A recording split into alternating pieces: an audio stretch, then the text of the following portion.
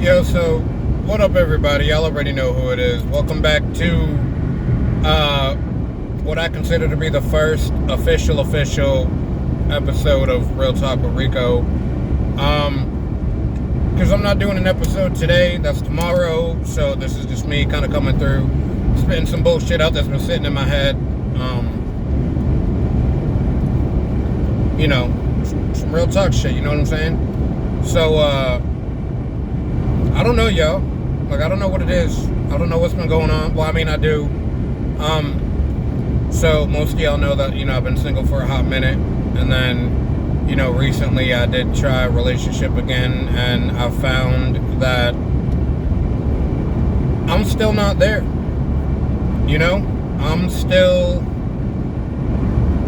I'm not ready for a relationship. I'm not ready for all that comes with it, which sounds weird. Because, at least to me, kind of like, I feel what I'm looking for is,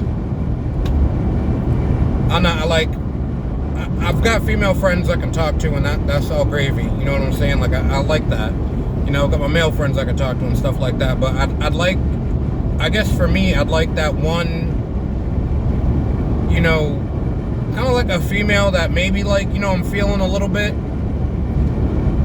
but again, I'm not ready for a relationship, but like, I just want that person to be able to talk to, laugh with, text, phone calls, whatever. I really just want to be able to, if it gets to the point where every now and then we can hang out, like, cool, I'm with it, you know what I'm saying?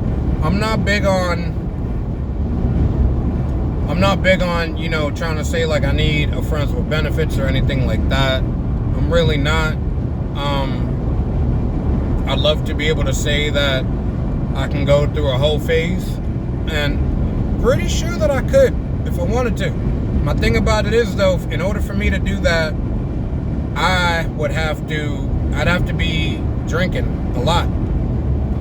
And, with drinking, obviously your inhibitions are lowered and stuff like that. You're kind of you're running on alcohol and instinct, If I wanted to do a whole phase, yeah, I could probably pull it off if I was drinking a lot.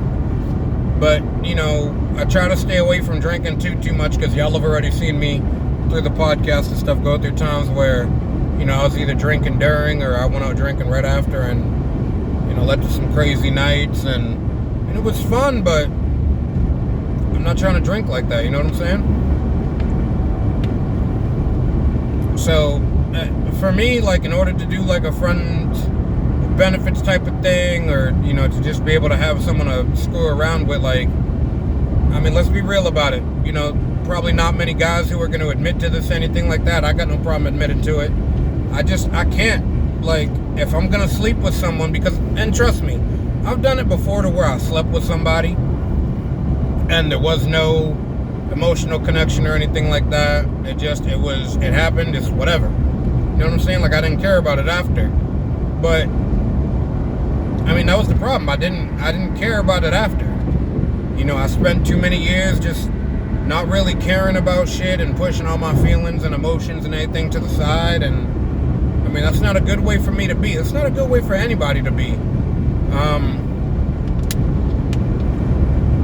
Some cultures, especially, cultures big on like meditation and finding your true self and believing in, the two sides of the coin and stuff like that. They believe that if you take what you're supposed to be feeling and, you take your emotions and, you take yourself and you kind of push it to the back, that kind of flips you and brings you to the other side of the coin. Now, with that other side of the coin, especially, for me, at least for an example, it brings out, a lot more of an asshole. Definitely makes me a darker person.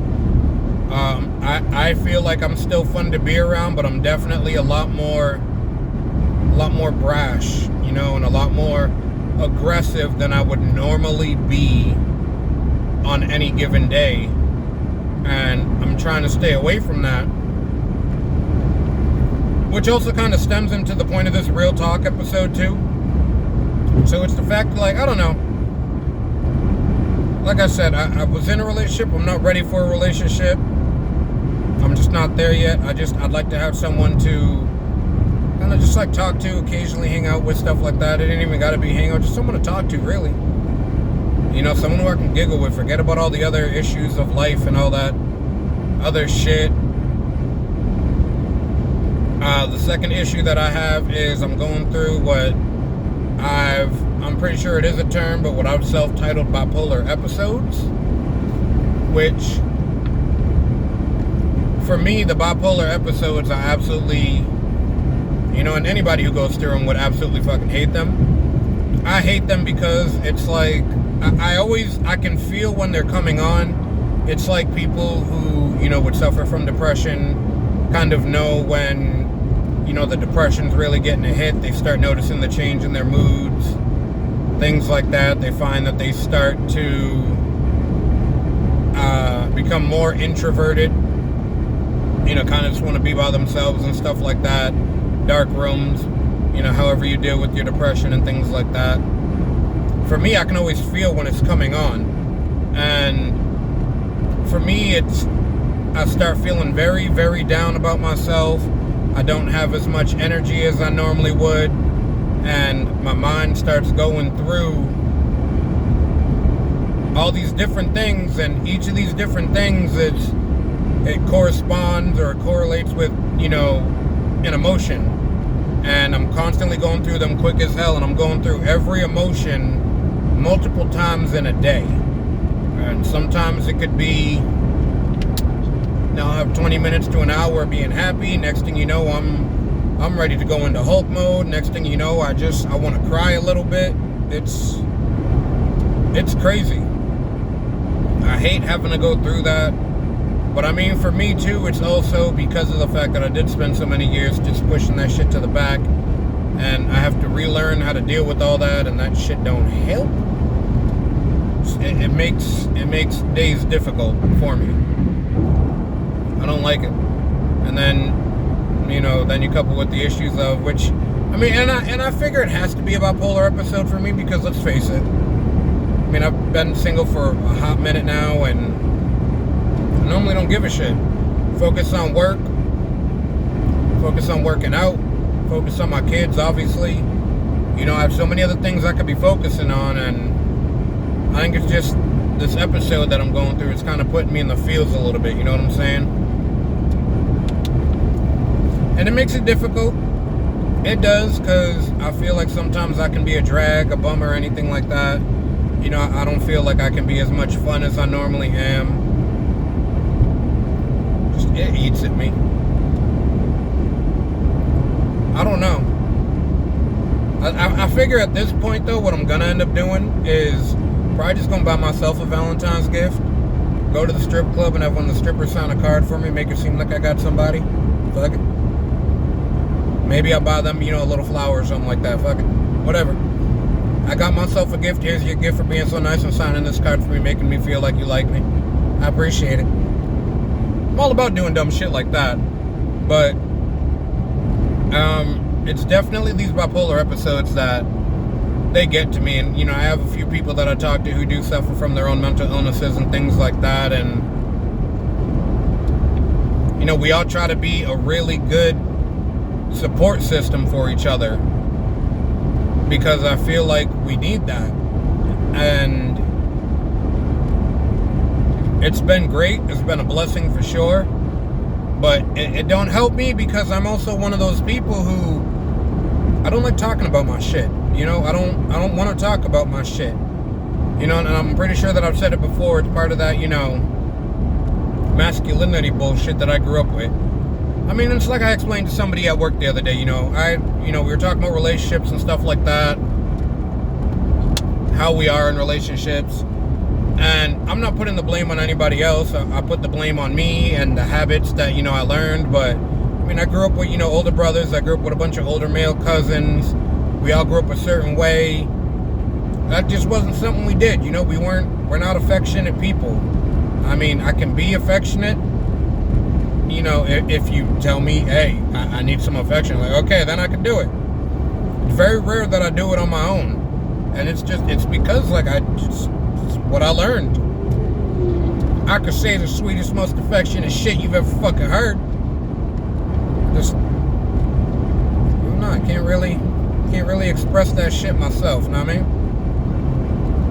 So it's just little things like that been eating at me, and I don't know if it's because, you know, it's getting closer to Valentine's Day, or it's the fact that I miss having somebody to kind of talk to and stuff like that. And if you listen to anybody from my recent past, they'll say that I don't talk much anyways, which, I mean, granted, yeah. But in my defense, was just starting a new job, was trying to make sure that I was on my P's and Q's, crossing my I's and dotting my T's on that. You know, trying to make sure I did the damn thing the way that I'm supposed to. That way I can feel good about it, and, you know, I apologize for the way that I was. It's just, I had other shit to focus on. And that's, you know, right now with all the shit that I'm focusing on, that's where I can really say that, you know, I'm not ready for a relationship, but I'd still like that person to kind of talk to and stuff like that for when I don't want to focus on that, because I've already been at multiple points in my life where work was everything. You know, I didn't, you know, always at work, call me in on my days off, shit like that, you know, stay late, all that shit. Already done that. I mean, I'm still fine with doing that. It's not a bad way to be, but now I need to figure how to separate myself from that, and, you know, just take time for me. You know, I work, you know, you got to focus on your job. I'm a dad, you got to focus on your kids, but, I mean, even parents need a little bit of time for themselves, and, you know, my time for myself is normally when I don't have my kids, which is weird to me, because then when I don't have them, I miss the shit out of them.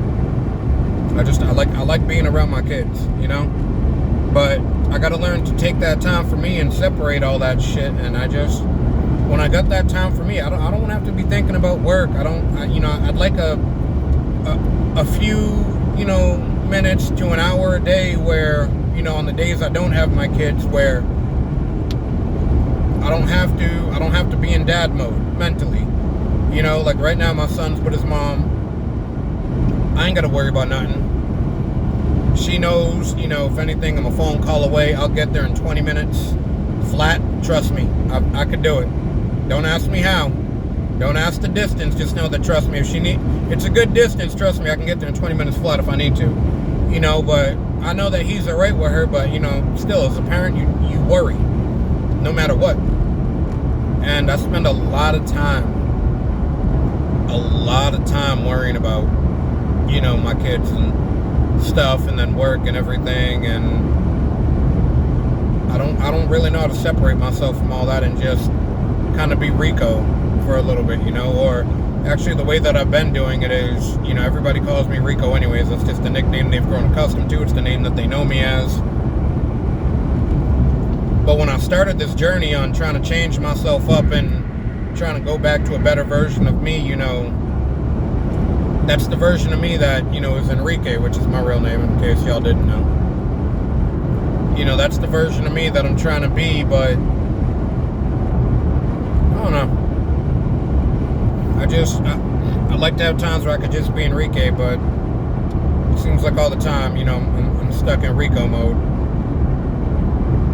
It's been years like that, you know what I'm saying? So, I don't know.